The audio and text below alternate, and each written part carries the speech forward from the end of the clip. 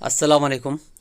आज मैं आपके सामने एक और क्वेश्चन प्रेजेंट करूंगा, वो है net not for profit concern का, जिसमें ओपनिंग बैलेंस शीट दी गई है। तो क्वेश्चन कुछ इस तरह से दिया गया है, from the following information supplied to you, prepare income and expenditure account for the year in 31 March 20 and a balance sheet as on that date for Moriya sports club Thane. हम लोगों को पहले बैलेंस शीट दी गई है, रिसिप्ट एंड पेमेंट अकाउंट दिया गया है और एडजस्टमेंट दिए गए हैं, और इसमें से हम लोग को इनकम एंड एक्सपेंडिचर और बैलेंस शीट प्रिपेयर करना है। तो शुरू करते हैं बैलेंस शीट के नाम से।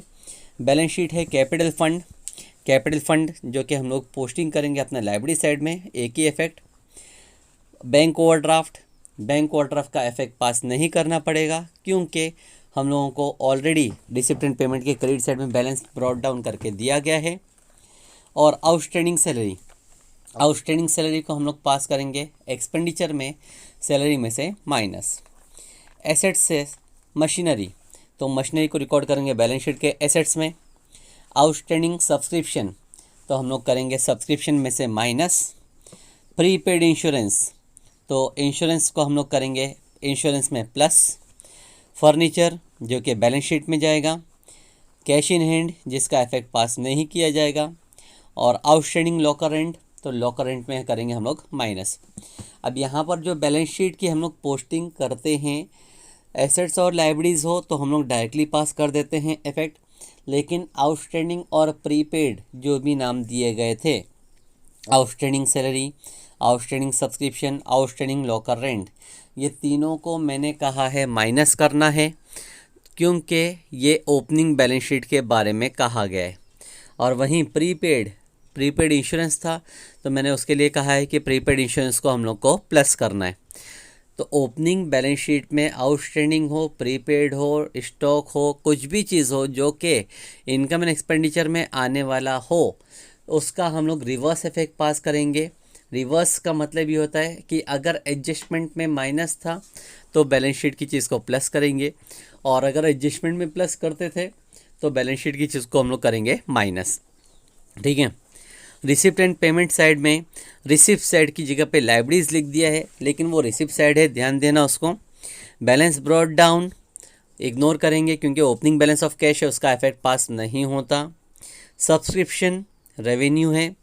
एंट्रेंस फीस रेवेन्यू होता, लेकिन ब्रैकेट में कहा गया है कैपिटलाइज, मतलब एक हिडन एडजस्टमेंट है जिसमें हम लोग को एंट्रेंस फीस को कैपिटलाइज करना पड़ेगा।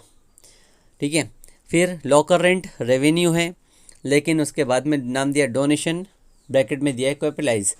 डोनेशन हमको रेवेन्यू इनकम ही है, लेकिन बोला जा रहा है कैपिटलाइज करने, तो ये भी एक हिडन एडजस्टमेंट है, एडजस्टमेंट के तौर पे इसको भी सॉल्व करना पड़ेगा।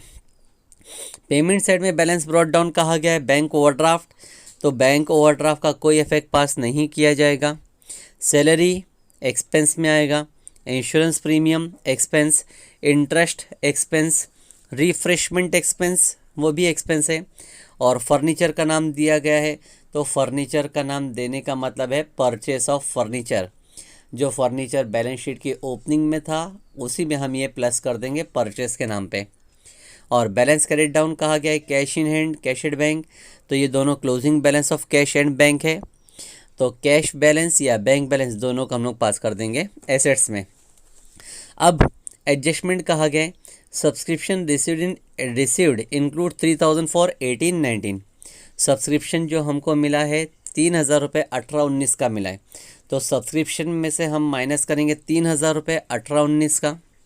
लेकिन सब्सक्रिप्शन 18-19 मतलब लास्ट ईयर का भी अगर देखेंगे तो वहाँ पे कहा गया था टोटल बैलेंस शीट में 8000, तो इसका मतलब होता है कि पिछले साल का 8000 रुपये सब्सक्रिप्शन के नाम पे मिलना बाकी था, इस साल में हमको सिर्फ उसमें से 3000 रुपये मिला है, तो अभी भी 5000 रुपये मिलना बाकी है, जिसका इफेक्ट हमको पास करना पड़ेगा बैलेंस शीट में।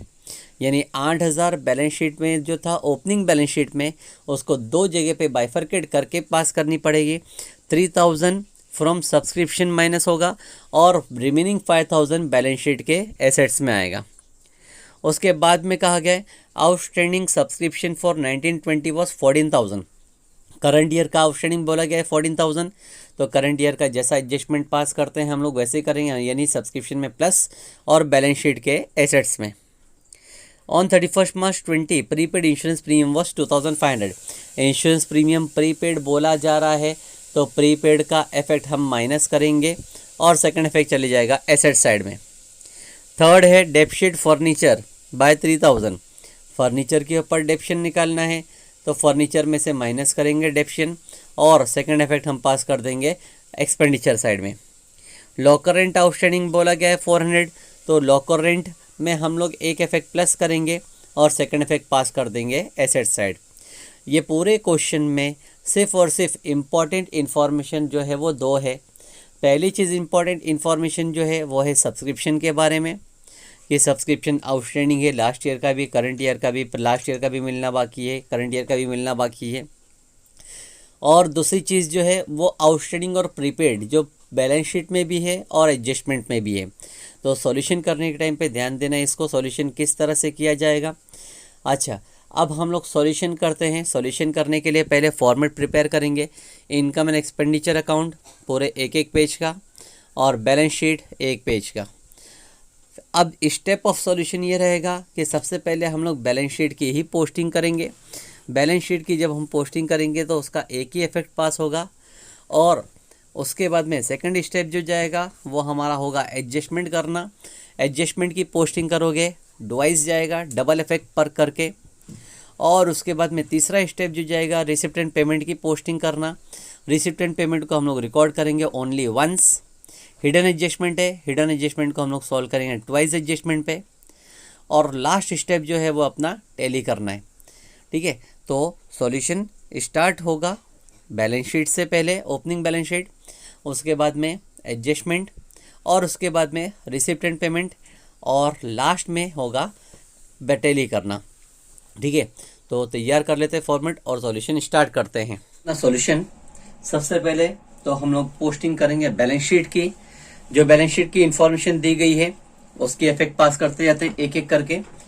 Only once effect will be pass for balance sheet as it is opening balance.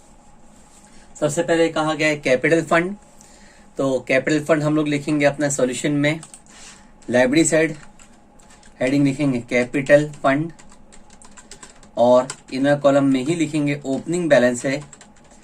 Opening balance का अमाउंट इनर कॉलम में आएगा 64,500। कैपिटल फंड को लाइब्रेरीज में लिख दिया। बैंक ओवरड्राफ्ट कहा गया है 38,000, तो बैंक ओवरड्राफ्ट का इफेक्ट मैं यहां पर नहीं लिखूंगा क्योंकि रिसिप्ट एंड पेमेंट के क्रेडिट साइड यानी पेमेंट साइड में already balance brought down overdraft करके कहा गया है, इसलिए मैं उसका इफेक्ट पास नहीं करूंगा। ठीक है, अब है आउटस्टैंडिंग सैलरी। तो सैलरी की चीजें बैलेंस शीट में डायरेक्टली नहीं आती है। सैलरी एक एक्सपेंस होता है, तो पहले मैं लिखूंगा सैलरी एक्सपेंडिचर में टू सैलरी। अगर मैं चेक करूं तो पेमेंट साइड में सैलरी का अमाउंट दिया गया था 17,500। ठीक है, अब ओपनिंग बैलेंस शीट में जो सैलरी आउटस्टैंडिंग है वो है प्रीवियस ईयर की आउटस्टैंडिंग। तो प्रीवियस ईयर की आउटस्टैंडिंग हम लोगों को करना पड़ेगा माइनस आउटस्टैंडिंग प्रीवियस ईयर के बारे में, लास्ट ईयर के बारे में ब्रैकेट में लिख देता हूं, लास्ट ईयर है ये। ठीक है, लास्ट ईयर की चीजें जो भी है उसका रिवर्स इफेक्ट पास करना पड़ता है, मतलब उल्टा इफेक्ट पास करना पड़ता है, वो मैंने माइनस कर दिया। इस साल में पूरा 17,500 रुपए का पेमेंट किया गया था सैलरी का, लेकिन जिसमें से लास्ट ईयर का जो अमाउंट है वो है 4,000। 17,500 में से 4,000 माइनस कर दूं तो नेट अमाउंट बचेगा 13,500 इनर कॉलम में। फिर लाइब्रेरी साइड खत्म हो गई। एसेट साइड से शुरू करते हैं मशीनरी।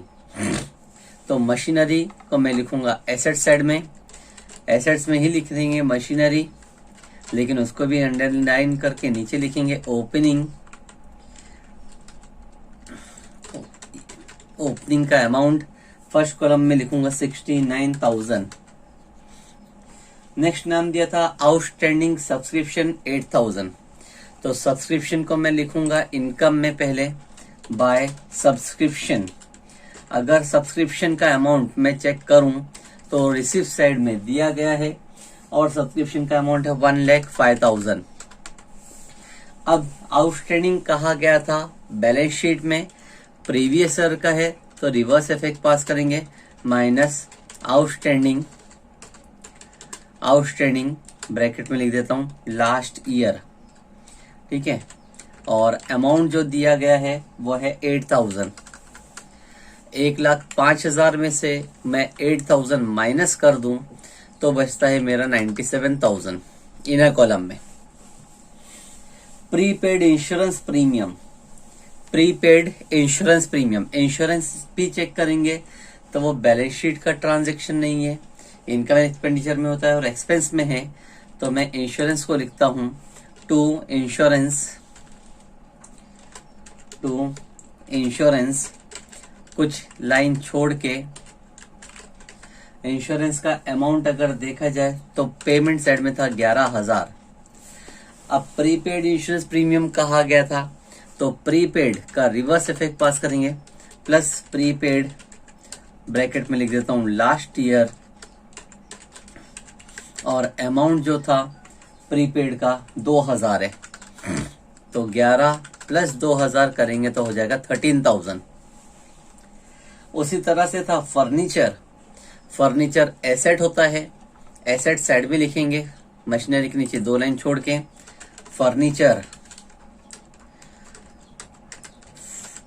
फर्नीचर का अमाउंट लिखेंगे जो कि क्वेश्चन में दिया गया है और वो ओपनिंग बैलेंस है।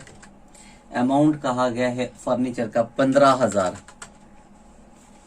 कैश इन हैंड का इफेक्ट पास नहीं किया जाएगा क्योंकि वो already opening balance of cash है और रिसिप्ट एंड पेमेंट के डेबिट में लिखा गया है बैलेंस ब्रॉट डाउन, तो कैश इन हैंड का इफेक्ट पास नहीं होगा।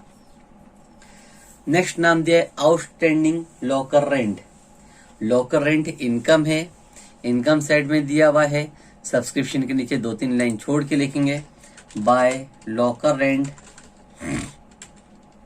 और लॉकर रेंट का अमाउंट फर्स्ट कॉलम में हम लोग लिखेंगे 1500। लेकिन आउटस्टैंडिंग कहा गया था बैलेंस शीट में, प्रीवियस ईयर की बैलेंस शीट है तो हम माइनस करेंगे माइनस आउटस्टैंडिंग ब्रैकेट में लिख देते हैं लास्ट ईयर, और अमाउंट फीड करेंगे जो कि है 500। 1500 में से 500 माइनस किए तो बैलेंस बचेगा 1000। इस तरह से मैंने ओपनिंग बैलेंस शीट की पूरी पोस्टिंग कर चुका हूं। ओपनिंग बैलेंस शीट की पोस्टिंग ध्यान से करनी होती है, स्पेशली वापस से एक बार बता देता हूं। कैपिटल फंड था, उस कैपिटल फंड को लायबिलिटी साइड में लिखे ओपनिंग। बैंक ओवरड्राफ्ट था, बैंक ओवरड्राफ्ट की पोस्टिंग नहीं की गई है। आउटस्टैंडिंग सैलरी था तो सैलरी बैलेंस शीट का ट्रांजैक्शन नहीं है, एक्सपेंस होता है तो एक्सपेंस में लिखेंगे। लेकिन क्योंकि ये सैलरी पिछले साल का था तो सैलरी को हमने माइनस किया। नॉर्मली करंट ईयर का अगर आउटस्टैंडिंग होता है तो हम लोग प्लस करते हैं, लेकिन ये प्रीवियस ईयर का तो इसलिए माइनस कर दिया गया। वैसे मशीनरी था उसको एसेट्स में लिखे ओपनिंग। आउटस्टैंडिंग सब्सक्रिप्शन कहा गया था तो सब्सक्रिप्शन मैंने लिखा है, लेकिन आउटस्टैंडिंग प्रीवियस ईयर का है, लास्ट ईयर का है, इसलिए मैंने उसको भी माइनस कर दिया। प्रीपेड इंश्योरेंस प्रीमियम तो इंश्योरेंस लिखा है मैंने डेबिट में, लेकिन प्रीपेड करंट ईयर का अगर होता तो मैं माइनस करता, लेकिन प्रीवियस ईयर का है इसलिए उसको प्लस कर दिया। फर्नीचर को एसेट्स में लिख के रखा हूं, कैश इन हैंड को नहीं लिखा गया, और लास्ट में है आउटस्टैंडिंग लॉकर रेंट, तो लॉकर रेंट भी आउटस्टैंडिंग था प्रीवियस ईयर का तो हमने उसको माइनस कर दिया। तो बैलेंस शीट में आउटस्टैंडिंग या प्रीपेड कुछ भी कहा जाए तो याद रखें कि हम लोगों को रिवर्स इफेक्ट पास करना होता है और ओनली वंस। रिवर्स इफेक्ट का मतलब भी होता है कि पिछले साल जो करंट ईयर है वो हम लोग नॉर्मली आउटस्टैंडिंग को प्लस करते हैं तो ओपनिंग को करेंगे माइनस, और प्रीपेड हो या कोई दूसरा एडजस्टमेंट हो, ओपनिंग स्टॉक हो, तो उस चीज को हम लोग करंट ईयर में माइनस करते थे क्लोजिंग स्टॉक को, लेकिन ओपनिंग में है, ये बैलेंस शीट में है तो हम लोग उसको करेंगे प्लस। ठीक है, अब आता हूं सेकंड स्टेप पे। वो सेकंड स्टेप जो है बैलेंस शीट की पोस्टिंग के बाद में आता है एडजस्टमेंट पास करते हैं। एडजस्टमेंट दिया गया है subscription received include 3000 for 18-19 and outstanding subscription for 19-20 was 14,000। अब यहाँ पे सब्सक्रिप्शन के बारे में बात की जा रही है कि सब्सक्रिप्शन जो रिसिप्ट साइड में मिला है हमको उसमें 3018-19 का है। 18-19 इज माई प्रीवियस ईयर, ठीक है, प्रीवियस ईयर का 3000 रुपए ही मिला है। और बाकी फिर आउटस्टैंडिंग 1920 का जो है वो 14,000 है। 1920 आगे का साल यानी करंट ईयर है अपना, उसमें 14,000 रुपए मिलना बाकी है। तो अगर इस एडजस्टमेंट को मैं ध्यान से देखूं तो 18-19 मेरा लास्ट ईयर है। लास्ट ईयर का सब्सक्रिप्शन मुझे मिला था 3,000, लेकिन मैंने यहाँ पे इनकम में लास्ट ईयर के नाम पे 8,000 माइनस कर चुका हूं। तो ऐसा कैसे हो सकता है, इसमें ध्यान देंगे तो मतलब कहने का ये है कि पिछले साल टोटल 8,000 रुपए मिलना बाकी था सब्सक्रिप्शन के नाम पे, लेकिन हम लोगों को मिला है सिर्फ 3,000। हम लोगों को जो मिल चुका है वो कितना मिल चुका है, 3,000। तो हम लोग बाइफर्केशन करेंगे कि टोटल आउट ऑफ 8,000, मैं यहाँ पे नीचे करके बताता हूं, total outstanding last year amount था 8,000, ठीक है। टोटल जो मिलना बाकी था वो कितना बाकी था, 8,000, लेकिन हम लोगों को मिल चुका minus receive during current year कितना मिला है, वह है 3,000। तो 8,000 में से अगर मुझे 3,000 रुपए मिल चुका है तो मैं ऐसा कह सकता हूं कि 5,000 इज स्टिल आउटस्टैंडिंग। जो पिछले साल मिलना बाकी था वो इस साल भी मिलना बाकी है, ठीक है। तो हम लोगों का इफेक्ट कुछ इस तरह से रहेगा, 8,000 जो मैंने यहाँ पे माइनस कर चुका हूं, ये 8,000 माइनस नहीं होना चाहिए, यहाँ पे हम माइनस करेंगे, वो रहेगा सिर्फ 3,000 रुपए। माइनस करेंगे तो 1,02,000 रुपए ही बचता है। अब ये जो 5,000 रुपए मिलना बाकी है स्टिल फॉर 18-19, वो मैं एसेट साइड में लिखूंगा कुछ इस तरह से, आउटस्टैंडिंग सब्सक्रिप्शन, जिसका अमाउंट मैं ईयर वाइज यहाँ पे बताऊंगा। 18-19 का अमाउंट जो मुझे मिलना बाकी है वो है 5,000, है वही 8,000 का इफेक्ट जो मैंने पहले यहाँ पे माइनस किया था, वो 8,000 का ही इफेक्ट है, लेकिन बाइफर्केशन करके 8,000 में से 3,000 मिला है और बाकी का 5,000 मिलना बाकी है। तो वो 8,000 का ही इफेक्ट मैंने यहाँ पे पास कर चुका हूँ, बाइफर्केट करके लिख दिया हूं, ठीक है, अकॉर्डिंग टू एडजस्टमेंट गिवन। अब कहा गया था subscription outstanding for 19-20, current year का 19-20 का आउटस्टैंडिंग है, जिसका अमाउंट है 14,000। तो करंट ईयर का तो आउटस्टैंडिंग हम लोग प्लस करते ही हैं, प्लस आउटस्टैंडिंग करंट ईयर के बारे में है और अमाउंट है 14,000। एडअप करेंगे 1,02,000 प्लस 14,000 हो जाएगा 1,16,000, ठीक है। अब ये आउटस्टैंडिंग करंट ईयर का है, ये इफेक्ट जाएगा एसेट साइड में। आउटस्टैंडिंग सब्सक्रिप्शन लिखा था 18-19 का, अब मैं लिखूंगा 19-20 का भी मिलना बाकी, जो कि है 14,000। यानी टोटल लास्ट ईयर का 5,000 मिलना बाकी है, करंट ईयर का 14,000 मिलना बाकी, मतलब टोटल 19,000 रुपए मिलना सब्सक्रिप्शन का बाकी है। ये सब्सक्रिप्शन का इफेक्ट है। Second adjustment 31 March prepaid insurance premium was 2,500। Insurance premium के बारे में कहा जा रहा है, प्रीपेड है 2,500। तो इंश्योरेंस मैंने ऑलरेडी डेबिट में लिख के रखा हूं, प्रीपेड है और करंट ईयर का है, तो मैं लिखूंगा माइनस प्रीपेड करंट ईयर, जिसका अमाउंट है 2,500, माइनस करूंगा तो बचेगा 10,500, ठीक है। अब प्रीपेड का सेकंड इफेक्ट जाएगा एसेट साइड, एसेट साइड में लिखूंगा प्रीपेड इंश्योरेंस, जिसका अमाउंट है 2,500। फिर डेप्रिशिएट फर्नीचर 3,000 कहा गया, तो फर्नीचर के ऊपर डेप्शन निकालना है, लेकिन फर्नीचर का डेप्शन निकालने के लिए मैं देखूंगा बैलेंस शीट में ओपनिंग बैलेंस था 15,000। रिसिप्ट एंड पेमेंट में भी एक बार चेक करते हैं, रिसिप्ट्स एंड पेमेंट साइड में, रिसिप्ट साइड में तो कहीं पर भी तुमको फर्नीचर का नाम नहीं दिया है, लेकिन पेमेंट साइड में एक जगह पे फर्नीचर का नाम दिया है, जो कि अमाउंट है 30,000। तो उसको मैं लिखूंगा प्लस परचेस, जिसका अमाउंट है 30,000।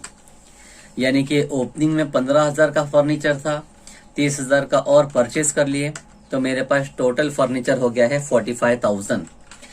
अब फर्नीचर 45,000 होने के बाद में मैं निकाल सकता हूँ डेप्रिसिएशन, और डेप्रिसिएशन जो अमाउंट क्वेश्चन में दिया गया है एडजस्टमेंट मेथड वह है 3,000। 45 में से 3,000 माइनस करूंगा तो बचेगा 42,000 डेप्रिसिएशन का। परचेज का एक ही इफेक्ट पास किया जाता है, लेकिन डेप्शन का डबल इफेक्ट आएगा। डेप्शन का इफेक्ट मैं लिखूंगा डेबिट में, टू डेप्रिसिएशन ऑन फर्नीचर, और अमाउंट फीड कर दूंगा जो कि था 3,000।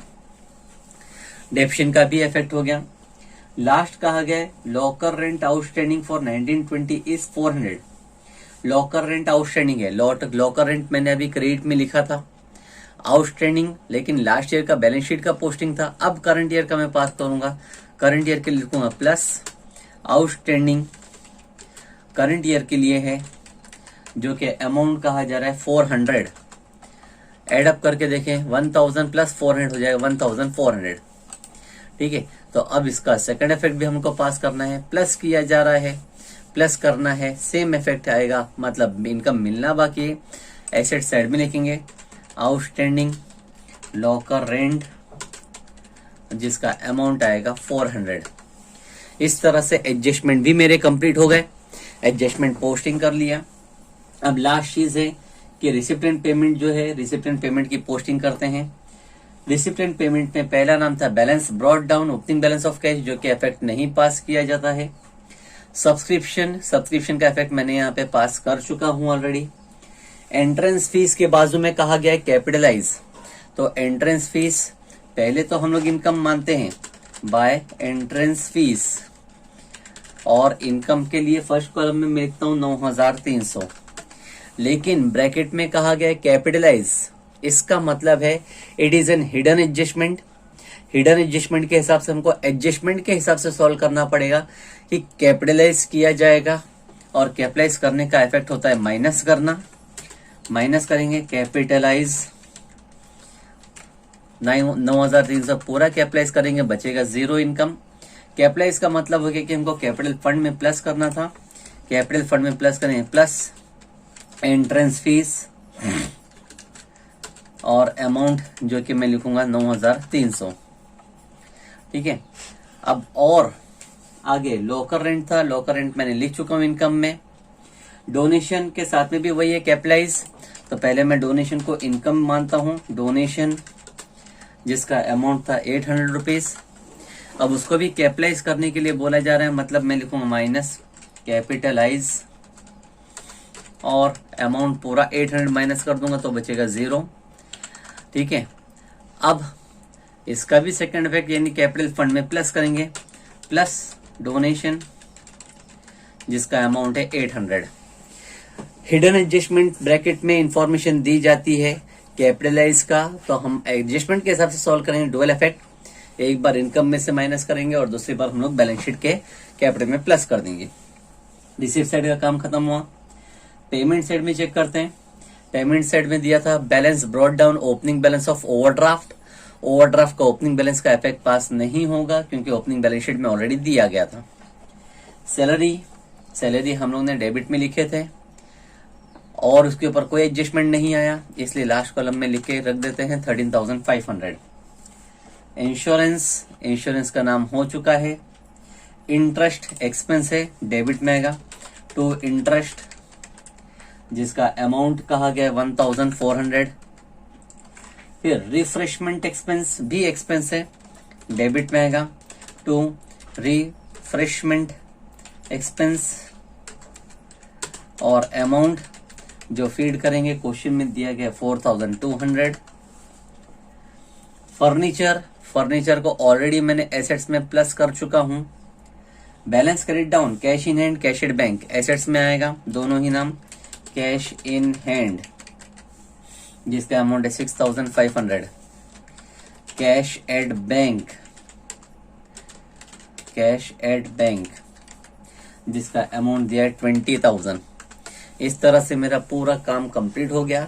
क्वेश्चन में अगर कोई चीज इंपॉर्टेंट थी वो है आउटस्टैंडिंग और प्रीपेड, जो कि बैलेंस शीट में भी है और एडजस्टमेंट में भी है। तो बैलेंस शीट जो ओपनिंग कहा गया है उसका इफेक्ट बता दूं वापस से एक बार कि हम लोग माइनस करेंगे या प्लस करेंगे, रिवर्स इफेक्ट देंगे, लेकिन एडजस्टमेंट में जैसा करते हैं वैसे ही करना है हमको। ठीक है, कंप्लीट हो गया पूरा। अब लास्ट चीज है हम टैली करते हैं।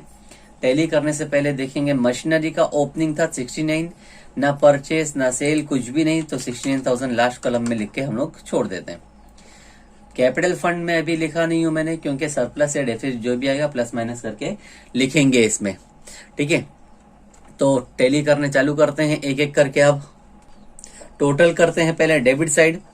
डेबिट साइड का अमाउंट है 13,500, उसके बाद प्लस 10,500, फिर प्लस करेंगे 3,000, प्लस 1,400, प्लस 4,200, और कोई एक्सपेंस नहीं है, तो टोटल एक्सपेंस आता है 32,600।